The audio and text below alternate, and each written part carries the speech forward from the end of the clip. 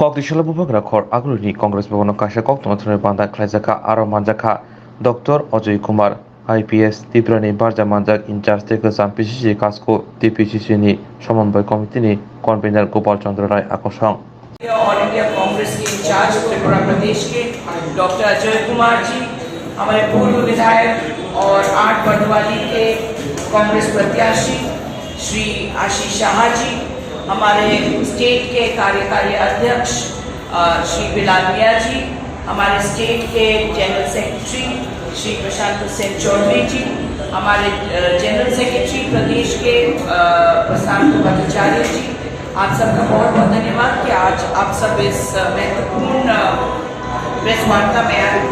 आप भी मैं श्री डॉक्टर अजय से मैं अनुरोध करूंगी एक महत्वपूर्ण विषय पे आप लोगों को संबोधित करें और आपको इस विषय पर ज्ञान। कांग्रेस का राय क्या है? मतलब देखिए, एक चीज मैं आपको बताना चाहता हूँ, और ये आपके माध्यम से इलेक्शन कमिश्नर डीजीपी साहब, हमको खबर मिल रही है कि हमारे लीडर्स को अरेस्ट करें। ये तो हर they will arrest our main leaders of the ground. तो मैं डीजीपी साहब और इलेक्शन कमीशन को पहले हिदायत करना चाहता हूँ, क्योंकि ये तो डर है। आज मैं आशीष शाह जी के साथ जो है पदयात्रा में था, अब देख लीजिए ना, एक हमारे बाएं तरफ जो है हमारे प्रत्याशी एक माटी मनुष्य, सच में जमीन क्या है। दूसरी तरफ है मानिक साहब जो कभी पैदल चलता है, सैनिटाइजर के साथ हाथ होता है, पैदल गया नहीं है, पैदल नहीं गया है। और ये आपका जो है एमएलए कैंडिडेट, जो आदमी अपने कॉन्स्टिट्यूंसी में पैदल और वोट नहीं मांग सकता है, वो क्या चुनाव के बाद आपको जो है घर में घुसने देगा? आशीष के हो तो आप चाय नाश्ता भी मिलेगा भाई, नहीं मजाक नहीं करो। अगर आपको चाय नाश्ता लेना है तो आशीष साहब को वोट दीजिए, अगर लाठी खाना है पुलिस से तो मानिक साहब को वोट दीजिए, तो मानिक साहब तो देगा नहीं। अजय जी, आज त्रिपुरा में आए हैं मानस भुइया, कांग्रेस की फॉर्मर जो लीडर रह चुके हैं वेस्ट बंगाल के, और त्रिपुरा में आके उन्होंने पहले ही कांग्रेस पे धागा बोला है और उन्होंने ऐसा कहा है कि कांग्रेस का कोई वैल्यू नहीं है। अभी कांग्रेस जो है ये पार्टी अभी पूरे भारत में निश्चिह्न हो रहा है, तो त्रिपुरा में इस बाई इलेक्शन क्या 23 के चुनाव में भी कांग्रेस कुछ नहीं कर पाएगा, क्या बोलेंगे? टीएमसी के बारे में मैं क्या बोलूँ यार, आप भी जानते हो क्या स्थिति है। तो टीएमसी के बारे में मैं कोई टिप्पणी, बेचारा देखो यार, कहीं दौड़ में नहीं है, कहीं दूर तक नहीं दिखाई देता। टीएमसी इतना नाचीज पार्टी है, हम क्या टिप्पणी देंगे? बेचारे को वैसे दबा हुआ है, वैसे दुखी है, मरा हुआ आदमी को थोड़ी कोई लात मारता है क्या? आप बताओ, आप ही बताओ, कोई गिर गया आदमी, हार गया आदमी, उसको लात कोई मारता है? अच्छी बात नहीं, लात मत मारिए। बेचारा टीएमसी को बोलने दीजिए, वो मर गया, लात मारना उसको कुछ बोलना ठीक नहीं है। मैं आपसे अनुरोध भी करूंगा कि टीएमसी के बारे में कुछ मत बोलिए, बेचारा साफ हो गया, अब साफ हो गया, दुखी है, अनाप शनाप बोलेगा, तो टीएमसी के बारे में कुछ मत बोलिए। अजय जी, आज वो खत्म हो गया ना। देखिए, मैं आपसे सीरियसली बोल रहा हूँ, जो आदमी गिरता है, हमारे भारतीय संस्कृति में कोई आदमी गिर गया, चोट लग गया, मर रहा है, उसको कभी नहीं मारना चाहिए, ठीक है ना, उसको छोड़ देना चाहिए। पर प्रेसिडेंट के चुनाव में तो दिल्ली में ममता बनर्जी ने जब बोला था वहां पे मैडम, ये तो मैं चुनाव में आता हूँ, आप टीएमसी की यहाँ पर पूछते हो, मैं इसका जवाब देता हूँ, फिर आप प्रेसिडेंट पे पहुंच जाते हो। दिल्ली में तो एक साथ लड़ रहे हैं। अरे कोई बात नहीं, यहाँ पर क्या होगा, एक साथ कैसे लड़ रहे हैं? दिल्ली कहाँ लड़ा? एक साथ मीटिंग, अरे मीटिंग तो करेंगे, अब तो सबके साथ मीटिंग कर लेते, पहले भी गए, आरएसएस को छोड़। Syllabus TMC out of syllabus, बेचारा उसको जो है थोड़ा सा। अजय जी, आज का एक और पुराना साथी हेमंत बिश्व शर्मा भी त्रिपुरा में है, वो भी आए हैं, रैली कर रहे हैं, क्या बोलेंगे? देखिए, हेमंत बिश्व शर्मा जी को एक ही चीज पूछना है, पिछले चुनाव का मैनिफेस्टो निकालो, अगर थोड़ा सा भी आंख में शर्म है तो अगरतला छोड़ करके आज ही गुवाहाटी पहुंचो, अगर बेशर्म हो तो रुक जाओ, ले लो। आप अपना मैनिफेस्टो निकालिए भाई साहब, 5 साल आपने क्या प्रॉमिस किया, पहले मैनिफेस्टो से शुरू करो।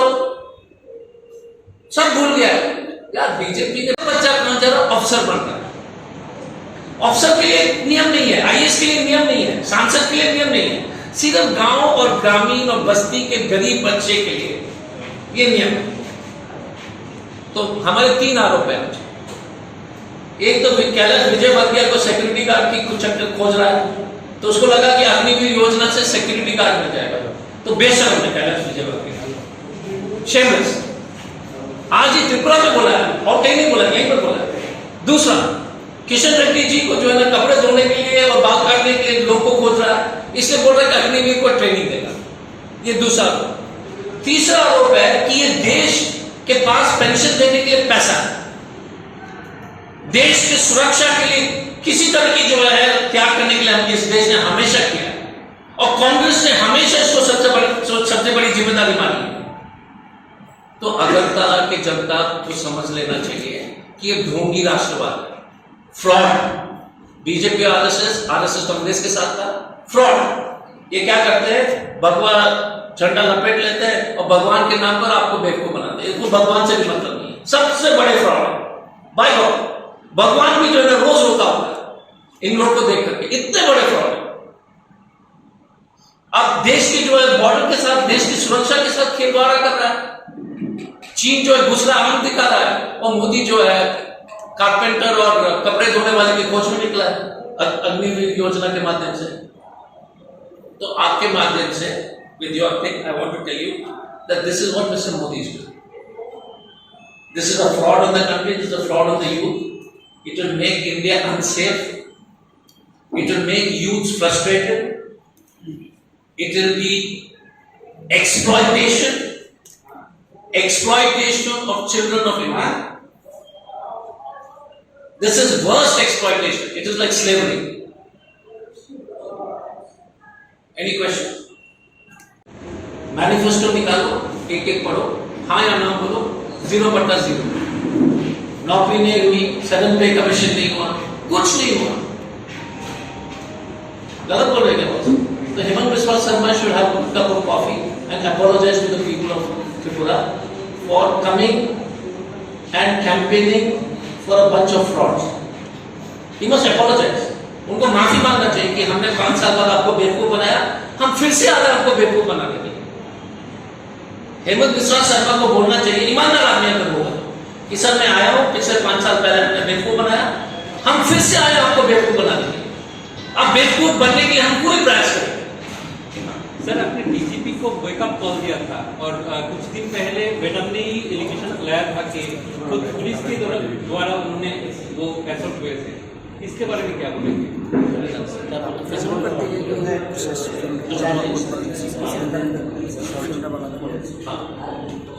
देखिए चीज मैंने आज भी बोला है, पॉलिटिक्स एक विचित्र जानते हैं। कौन सत्ता में आएगा, अचानक आएगा, पुलिस को तो रहना है। तो इतना भी आंख में शर्म रखिएगा कि आप आगे भी नौकरी कर पाए।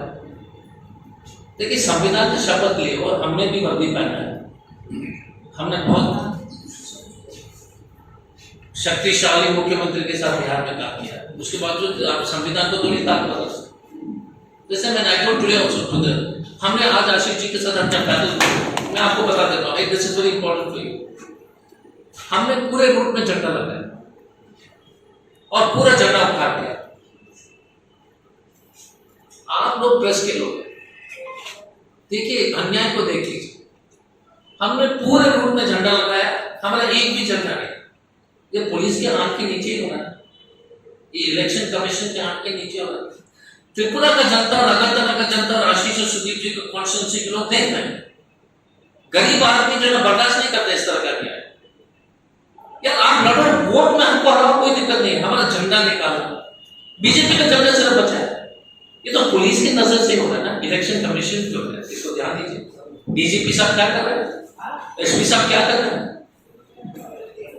You must tell, and I will request all of you as reporters, please my request to you, एक चीज सुन लीजिए, ये देश खत्म हो जाएगा ये आरएसएस की राजनीति से। हमारा झंडा उखाड़ने के लिए राजनीति बाकी है। और कोई सवाल? आज के प्रेस कॉन्फ्रेंस खास तौर से, टुडेज प्रेस कॉन्फ्रेंस खास तौर से, ये भारतीय जनता पार्टी का जो देश के नवयुवक के साथ, यंग पीपल के साथ जो छलवा किया है, फर्जी वादा किया है। ये जो अग्निपथ और अग्निवीर वाला योजना है, आप कैलाश विजयवर्गीय जी अभी मुझे लगता है अगरतला में है, उन्होंने कहा कि अग्निवीर जो चीन के साथ लड़ेंगे वो 4 साल बाद बीजेपी का कार्यालय के सामने सिक्योरिटी गार्ड का नौकरी कर लेंगे। आप देख लीजिए बीजेपी का माइंड, 4 साल तक चीन और पाकिस्तान के साथ लड़ेगा, ठीक है, 4 साल बाद विजयवर्गीय का दरवाजा खोलेगा। ये विजयवर्गीय भारतीय जनता पार्टी का दिमाग है, बेशरम लोग हैं। अपने बोला है, हम तो देखिए, हम तो पहले सोचे थे कि ये कोई बोल ही नहीं सकता इतना बड़ा बकवास। ये अपने बोला कि जब ये ड्यूटी कर लेंगे चीन के बाद, लड़ाई करने के बाद, सियाचिन के बाद, वो फिर आ जाएंगे विजयवर्गीय के कार्यालय में दरवाजा खोलने के लिए सिक्योरिटी गार्ड में। तब मैंने सोचा कि यार इसमें क्या गड़बड़ है। एक किशन रेड्डी जी है, मिनिस्टर, बीजेपी के मंत्री, वो बोलते हैं बेटा चिंता मत करो, 4 साल में तुमको कपड़े धोने का सिखाएंगे, बाल काटने को सिखाएंगे। बाय गॉड, यार हम नहीं बोल रहे हैं, इनका मंत्री बोल रहा है कि अग्निवीर को बाल काटने का सिखाएंगे, कपड़े धोना सिखाएंगे, सिलाई सिखाएंगे।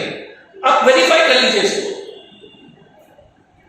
तो ये बीजेपी के मंत्री बोल रहे हैं कि ये सीमा, चीन की सीमा बेचने के साथ साथ जवान को बाल काटना सिखाएगा, कपड़ा सिलाना सिखाएगा, कपड़ा धोना सिखाएगा। तो दिल में साफ है ना कि मोदी जी हमारे बच्चे लोग को जवान नहीं बना रहे, वो जो है डोमेस्टिक हेल्प बनाने के चक्कर में लोग पूरी तरह से ये योजना को बनाए। ये जो योजना है ये बड़े बड़े लोग के लिए काम करने के लिए हमारे बच्चे लोग को तैयार कर रहे हैं। सिक्योरिटी गार्ड का काम किसी बड़े आदमी के घर के सामने होगा, कपड़े धोने का काम, बाल काटने का काम, कारपेंटरी का काम, ये सब।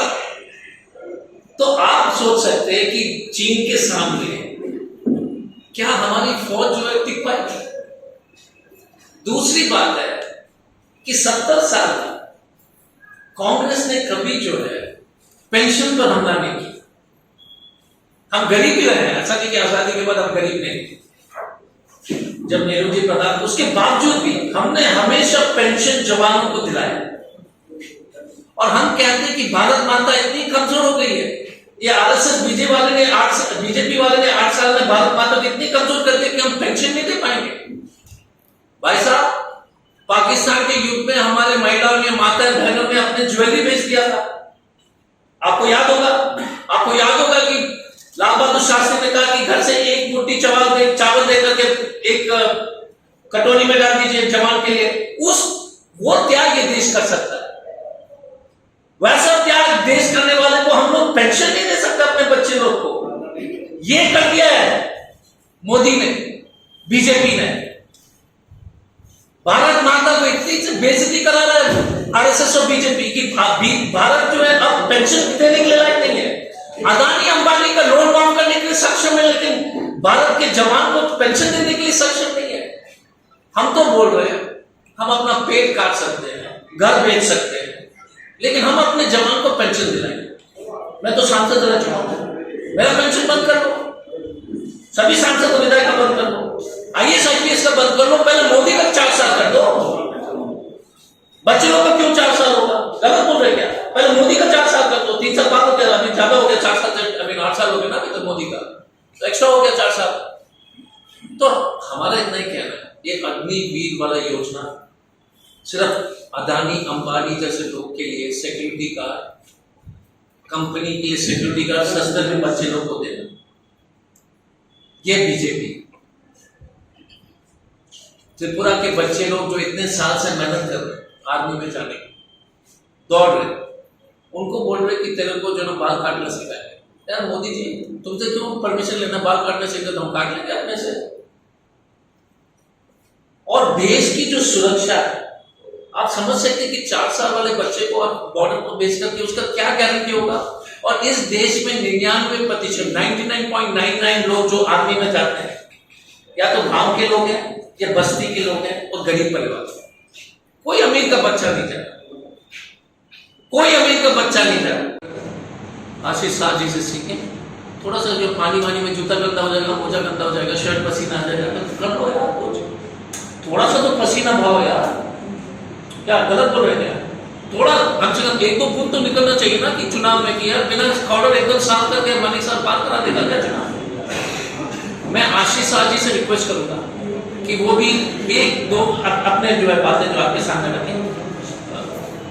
मैं एक ही लास्ट में एक ही चीज कहूंगा, मुझे बहुत गर्व सुदीप और आशीष के लिए कैंपेन में गर्व इसलिए कि हर अगरतला और त्रिपुरा के नागरिक को गर्व हो, ये जमीन के लोग हैं, ये पब्लिक के लोग, और ये 56 इंच के गुंडे लोग के साथ लड़ाई कर, सब 56 इंच के गुंडे हैं, ठीक है? अब मत पूछना गुंडे कौन है। আমাদের উপনির্বাচন চলছে। এই উপনির্বাচনে বিজেপি দলের প্রার্থী বর্তমান রাজ্যের মুখ্যমন্ত্রী উনি ভোট চাইছেন, মুখ্যমন্ত্রীকে ভোট দেওয়ার জন্য আবেদন করছেন। মুখ্যমন্ত্রী হিসাবে উনি নির্বাচনে লড়াই করতে মানুষের দ্বার প্রান্তে গিয়ে মানুষকে বলছেন যে আমি মুখ্যমন্ত্রী হয়ে এসেছি, আপনাদের কর্মদূত হওয়া উচিত। আমি বিনয়ের সঙ্গে বলছি, এই রাজ্যের মানুষ কিন্তু একজনকে ভোট দিয়ে নির্বাচিত করে শাসক দলের তাদের জোট সঙ্গী নিয়ে 36টা বিধায়ক নির্বাচিত করেছে। মানুষের প্রত্যাশা ছিল যে কেন্দ্রে বিজেপি দলের সরকার, রাজ্যে বিজেপি দলের সরকার, স্বাভাবিকভাবে ডাবল ইঞ্জিনের সরকারে ব্যাপক উন্নয়ন হবে এবং দ্রুত গতিতে হবে। 4 বছরের অধিকার একজন মুখ্যমন্ত্রীকে সামনে রেখে রাজ্যের যদি উন্নয়ন হয়ে থাকে, প্রথমত কেন মুখ্যমন্ত্রীকে সরিয়ে দিল এর কোনো ব্যাখ্যা নেই। আমরা জানি যে মুখ্যমন্ত্রীকে অপসারণ করা হয়েছে, নতুন একজন মুখ্যমন্ত্রীকে নির্বাচনে লড়াই করার জন্য ওনাকে প্রস্তুত করতে হয়েছে। দুর্ভাগ্যের বিষয় 36 জনের মধ্যে 3 জন পদত্যাগ করে একজন উনি দল থেকে বহিষ্কৃত হয়েছে, ওনার সদস্য বাতিল হয়েছে, আর 2 জন আমরা পদত্যাগ করেছি। 33 জন বিধায়ক থাকা সত্ত্বেও একজন নির্বাচিত প্রতিনিধিকে মুখ্যমন্ত্রী করা গেল না, জানিয়ে বিজেপি দলে এটা গৃহযুদ্ধের মতো অবস্থা তৈরি হয়েছে।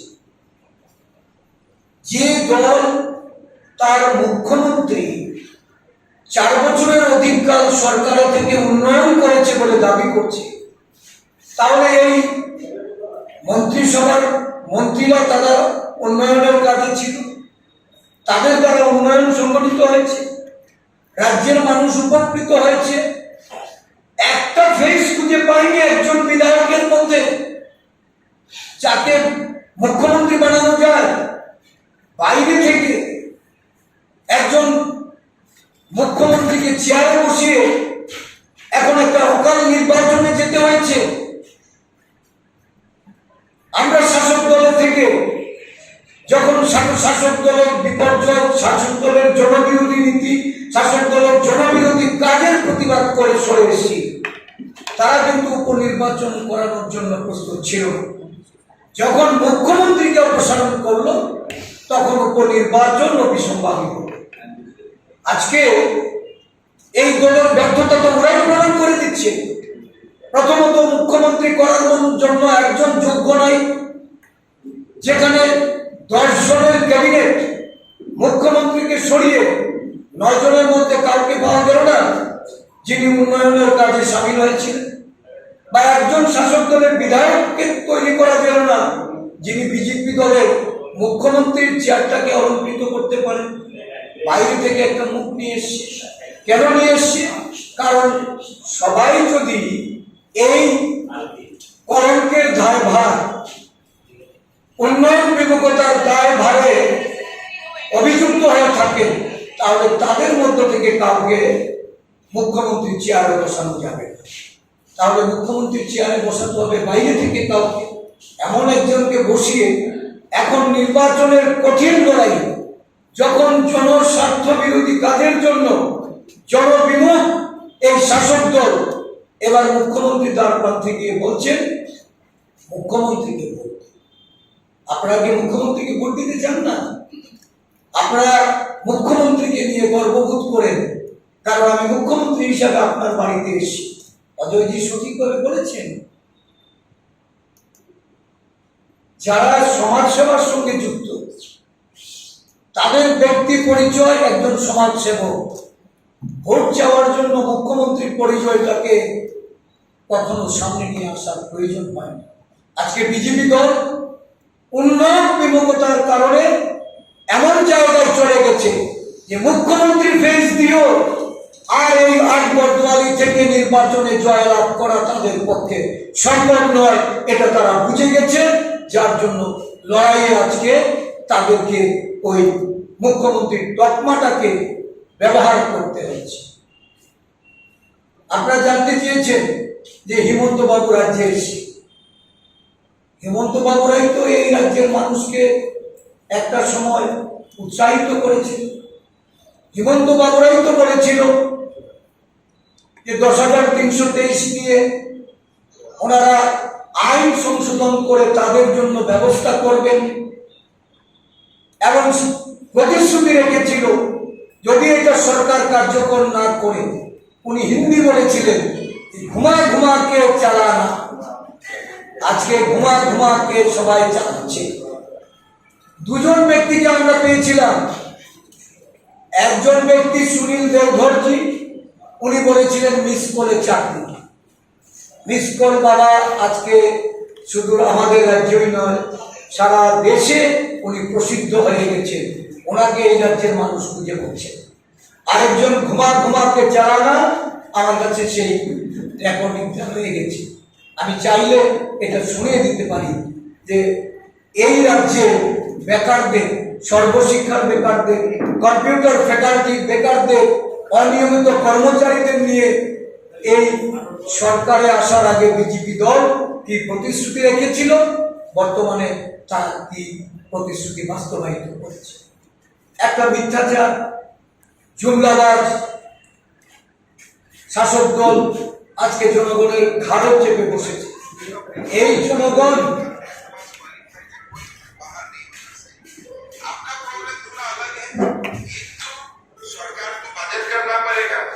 सेवन पे कमीशन देना पड़ेगा ऐसे रिसर्च को, ऐसे देने से नहीं होगा।